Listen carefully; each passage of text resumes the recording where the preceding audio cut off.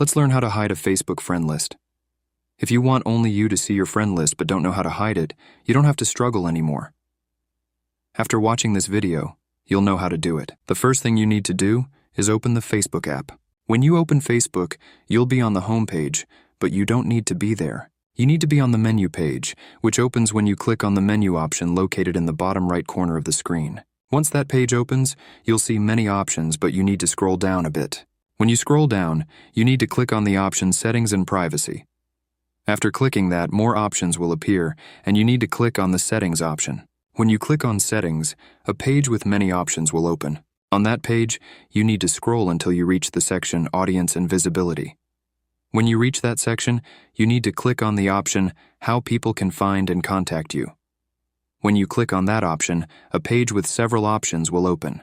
On that page, you need to click on the blue button Public next to the text, Who Can See Your Friends List.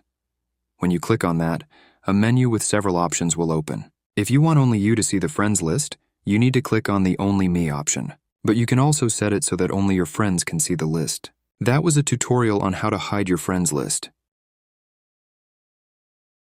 So, thanks for watching. See you in the next video.